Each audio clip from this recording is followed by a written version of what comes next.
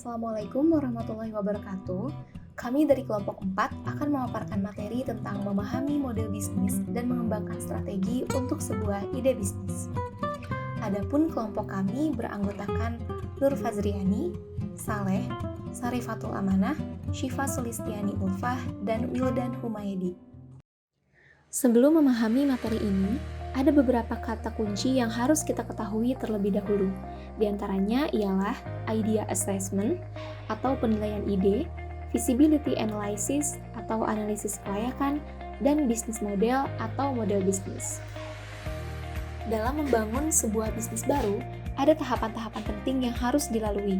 Di antaranya, yaitu mulai dari membuat ide bisnis, melakukan penilaian ide atau idea assessment, melakukan analisis kelayakan atau feasibility analysis, membangun sebuah model bisnis, membuat sebuah rencana bisnis, membuat rencana strategis, hingga sampai pada tahap meluncurkan atau launching bisnis yang telah direncanakan. Mari kita mulai dari tahapan yang paling awal, yaitu penilaian ide atau idea assessment. Penilaian ide adalah sebuah proses memeriksa atau menguji sebuah kebutuhan di pasar, membangun solusi untuk kebutuhan tersebut, dan menentukan kemampuan pengusaha untuk mengubah ide menjadi sebuah bisnis yang sukses. Lalu, bagaimana cara kita melakukan idea assessment ini? Jawabannya ialah dengan menggunakan idea sketchpad. Dalam idea sketchpad, ada 5 elemen penting yang perlu kita identifikasi.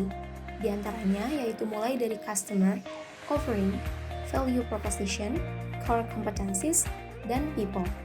Berikut ini adalah contoh analisis idea sketchpad dari usaha Koza Case. Setelah melakukan penilaian ide, langkah selanjutnya ialah melakukan analisis kelayakan atau feasibility analysis. Analisis kelayakan atau feasibility analysis adalah sebuah proses menentukan apakah ide pengusaha merupakan sebuah fondasi yang dapat berjalan untuk dijadikan sebuah bisnis yang sukses. Adapun elemen-elemen yang perlu dianalisis, diantaranya ialah kelayakan produk dan jasa, kelayakan keuangan atau finansial, dan kelayakan tim atau usaha itu sendiri. Analisis lingkungan makro. Definisi dari lingkungan makro sendiri itu yaitu kekuatan masyarakat yang lebih luas yang mempengaruhi lingkungan mikro pemasaran perusahaan yang mempunyai pengaruh tidak langsung terhadap pemasaran. Di sini juga ada 6 faktor yang mempengaruhi lingkungan mikro. Yang satu ada politik, lalu ekonomi, sosial budaya, teknologi, lalu ada lingkungan, dan yang terakhir yaitu hukum. Bagaimana lingkungan makro mempengaruhi bisnis? Lingkungan makro mempengaruhi keputusan, profitabilitas, dan fungsi perusahaan, dan mereka tidak memiliki kontrol absolut. Untuk mengarahkan dampaknya demi keuntungan mereka, perusahaan perlu mempertimbangkan faktor ini dalam perencanaan strategis. Jadi salah satu contohnya yaitu sumber pendapatan perusahaan asuransi untuk mengalokasikan investasi ke kelas aset yang tepat. Mereka juga harus memprediksi tren masa depan dari berbagai indikator ekonomi. Contohnya kayak indeks harga saham, obligasi, suku bunga, dan pertumbuhan ekonomi dan inflasi. Karakteristik lingkungan makro. Jadi sebelum kita membahas ke poinnya, jadi lingkungan makro itu dinamis ya. Maksudnya lingkungan ini bisa berubah dari waktu ke waktu dan membawa ketidakpastian pada bisnis. Perubahan elemen makroekonomi ini bisa menimbulkan peluang sekaligus ancaman. Oleh sebab itu kita perlu menganalisa faktor mana yang paling berpengaruh terhadap perusahaan kita. Dengan begitu, kita dapat memanfaatkan setiap peluang dan meminimalkan setiap ancaman yang ada. Lalu ketiga poin tersebut yaitu yang satu yaitu lingkungan makro tidak memiliki batas atau tanpa batas sektorial. Selanjutnya yaitu lingkungan makro juga hanya dapat memberikan sinyal yang lemah kepada manajemen atau tidak bisa diprediksi dengan tepat. Yang selanjutnya yaitu dilihat dari kepentingan perusahaan, lingkungan makro juga memiliki sifat tidak dapat dikendalikan. Maksudnya ini di luar kemampuan perusahaan atau perlu kebijakan pemerintah khusus. Bagaimana beradaptasi dengan lingkungan makro? Yang satu yaitu identifikasi dan pilah faktor yang paling tidak pasti dan paling signifikan yang mempengaruhi perusahaan. Selanjutnya yaitu menentukan tren masing-masing faktor, apakah ke arah yang menguntungkan, atau malah sebaliknya. Lalu yang ketiga yaitu klasifikasi faktor ini sebagai peluang atau ancaman. Selanjutnya yaitu mengevaluasi signifikansi setiap peluang atau ancaman terhadap kinerja perusahaan dan kemungkinan terjadinya. Kemudian kalian juga bisa ya menggunakan hasil dalam analisis SWOT. Selanjutnya kalian bisa memetakan dan menghubungkan peluang dan ancaman ini dengan kekuatan dan kelemahan internal perusahaan. Idealnya kita harus memanfaatkan peluang dengan memanfaatkan kekuatan internal yang ada dan meminimalkan dampak atau ancaman terhadap kelemahan internal tersebut. Model 5 kekuatan yang dikembangkan oleh Michelle Porter dari Harvard Business School untuk menganalisis daya tarik industri tertentu dalam lingkungan kompetitif, yaitu yang pertama, persaingan di antara perusahaan yang bersaing dalam industri, dan yang kedua, daya tawar pemasok untuk industri. Semakin besar pengaruh yang dimiliki pemasok, semakin kurang menarik industri tersebut. Yang ketiga, daya tawar pembeli. Ketika jumlah pelanggan kecil dan biaya peralihan ke produk pesaing rendah, pengaruh pembeli pada perusahaan tinggi. Dan yang keempat, ancaman pendatang baru di industri. Semakin besar kelompok pendatang baru yang potensial ke suatu industri, semakin besar ancaman bagi perusahaan yang ada di dalamnya. Dan yang kelima, ancaman produk atau layanan pengganti. Produk atau layanan pengganti dapat mengubah seluruh industri di atas kepalanya. Contohnya adalah koran cetak telah mengalami penurunan tingkat pembacanya seiring generasi baru pembaca potensial beralih ke ponsel pintar mereka untuk mencari sumber berita yang terus diperbarui. Analisis kelayakan produk dan layanan. Analisis kelayakan produk atau layanan ini menentukan sejauh mana ide produk atau layanan menarik bagi pelanggan potensial dan mengidentifikasi sumber daya yang diperlukan untuk menghasilkan produk atau menyediakan layanan.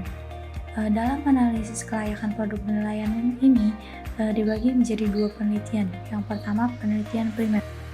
Penelitian primer melibatkan pengumpulan data secara langsung dan menganalisisnya.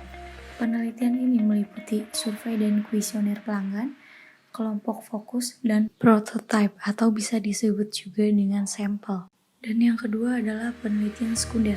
Penelitian sekunder ini melibatkan pengumpulan data yang telah dikumpulkan dan tersedia, seringkali dengan biaya yang wajar atau terkadang bahkan gratis. Penelitian sekunder ini meliputi perdagangan asosiasi, yaitu untuk menentukan asosiasi perdagangan sekitarnya. Dan yang kedua, database industri. Database industri ini menawarkan beragam informasi tentang industri tertentu, termasuk analisis statistik, laporan geografis, analisis tren, dan profil. Dan yang ketiga adalah data demografis. Data demografis ini untuk mempelajari lebih lanjut tentang karakteristik demografis pelanggan secara umum. Tujuan penelitian primer dan sekunder adalah untuk mencari dukungan untuk memvalidasi konsep bisnis, yang mana pengusaha yang terlalu optimis mendapat informasi penting tentang kelayakan bisnis yang sebenarnya jika dia hanya mencari informasi yang menegaskan untuk memulai bisnis. Dan tujuan yang kedua adalah untuk menarik kesimpulan yang akurat tentang potensi pasar suatu produk atau layanan. Pemaparan selanjutnya yaitu mengenai analisis keuangan. Jika suatu perusahaan atau seorang pengusaha ingin mengetahui dapatkah bisnis ini menghasilkan keuntungan yang memadai, maka perusahaan tersebut harus melakukan analisis keuangan. Analisis keuangan adalah analisis yang dilakukan secara menyeluruh dengan mengembangkan model bisnis dan membuat rencana bisnis yang matang, sehingga menghasilkan keuntungan yang memadai. Analisis keuangan mempunyai 4 elemen utama. Yang pertama, persyaratan modal. Suatu perusahaan yang ingin memulai bisnis, pastinya mereka memerlukan modal. Modal tersebut digunakan untuk memberi peralatan, bangunan, atau aset nyata lainnya. Serta bisa juga digunakan untuk biaya memperkerjakan dan melatih karyawan, mempromosikan produk dan layanan mereka. Analisis kelayakan yang baik adalah analisis yang bisa memperkirakan persyaratan modal yang tepat untuk memulai suatu usaha. Yang kedua yaitu perkiraan pendapatan.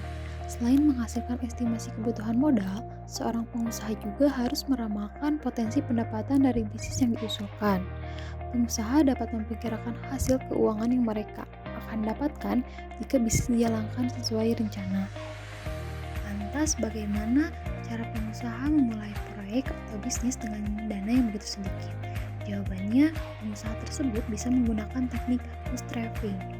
Bootstrapping adalah proses menemukan cara kreatif seperti mengeksploitasi peluang untuk memulai dan menemukan bisnis dengan sumber daya terbatas yang mengandalkan perputaran pendapatan dalam mengembangkan usahanya. Contohnya seperti pelaku usaha catering, bisa saja meminta konsumennya membayar DP 60%, sehingga meningkatnya pesanan tidak akan membuat mereka membutuhkan pinjaman atau suntikan modal kerja lainnya.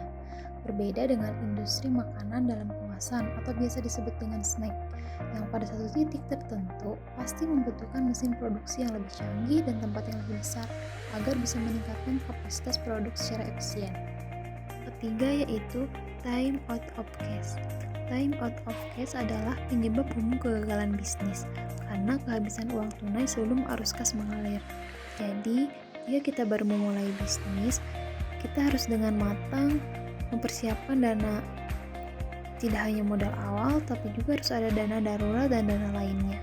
Ini bertujuan untuk mengantisipasi jika kedepannya terjadi resiko yang tidak diinginkan. Atau jika baru memulai bisnis dan mendapatkan pendapatan, maka jangan habiskan dana pendapatan tersebut, tapi jadikan pendapatan menjadi dana darurat, dana cadangan atau dana operasional, sampai arus kas mengalir dan usaha berjalan stabil. Yang keempat adalah return on investment atau tingkat pengembalian investasi. Tingkat pengembalian investasi adalah laba atas investasi yang dihitung berdasarkan hasil pembagian dari pendapatan yang dihasilkan dengan besaran modal yang ditanam.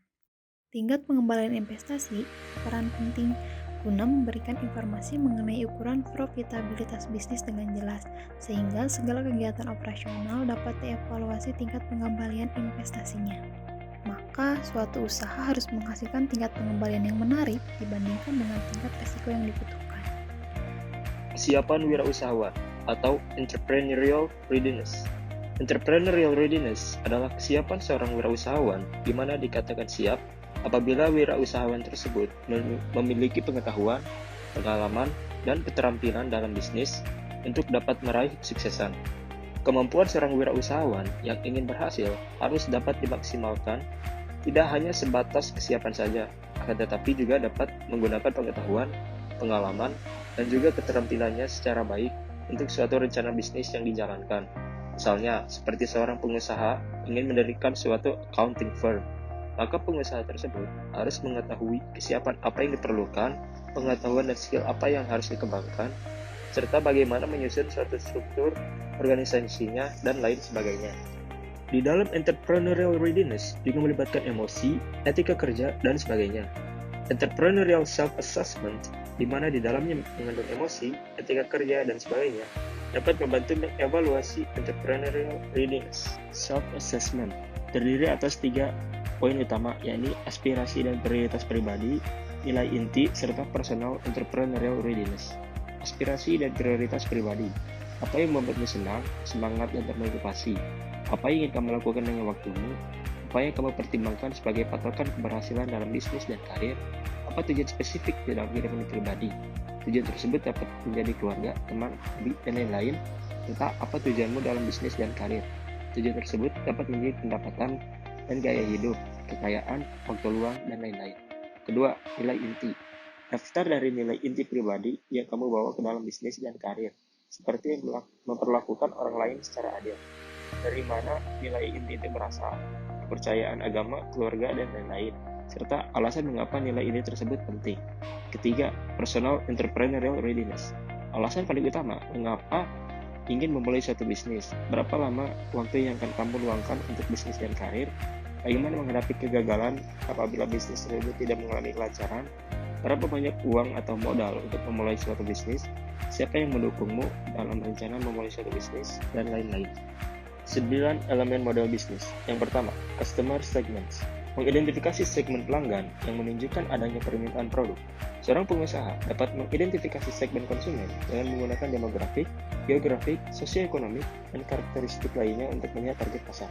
Kedua, value proposition.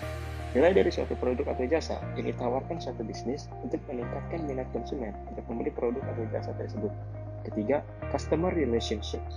Usaha dari suatu bisnis untuk menjalin hubungan baik dengan pelanggan. Elemen ini menjelaskan tingkatan interaksi apa yang diinginkan konsumen, seperti bagaimana konsumen ingin berinteraksi, apakah interaksi ringan yang terbatas atau interaksi langsung. Yang keempat, channels. Di dalam model bisnis Canvas, channels mengacu pada communication channels atau promotion, dan distribution channels atau product placement. Yang kelima, key activities. Di dalam model bisnis, tujuan yang ingin dicapai adalah membuat suatu daftar hal-hal apa yang diperlukan untuk membuka suatu bisnis dan aktivitasnya apa saja untuk memperoleh keberhasilan jangka panjang. Yang keenam, key resources. Sumber daya yang diperlukan untuk mendukung keberhasilan bisnis dan untuk mempertahankan bisnis seiring pertumbuhannya. Yang ketujuh, key partners. Segmen dari model bisnis yang terdiri atas key suppliers, key outsourcing partners, investors, industry partners, penasehat, dan semua pihak eksternal lainnya. Kedelapan, revenue streams. Menginformasikan secara lebih detail aliran pendapatan serta perkiraan pendapatan yang akan didapat dari suatu rencana bisnis yang dikembangkan. Dan yang kesembilan, cost structure. Suatu kerangka yang menginformasikan secara lebih detail mengenai biaya-biaya di mana pelaku bisnis dapat memperkirakan berapa biaya yang akan digunakan. Contoh model bisnis Canvas. Contoh model bisnis Canvas yang diambil yaitu bisnis model Canvas dari Airbnb, sebuah perusahaan penyewaan tempat untuk menginap. Di dalam contoh bisnis Canvas Airbnb ini, terdapat 9 elemen model bisnis, yaitu key partners, key activities, key resources, value proposition, customer relationships, customer segments, channels, revenue streams, dan juga cost structure. Sekian pemaparan dari kami, semoga bermanfaat. Wassalamualaikum warahmatullahi wabarakatuh.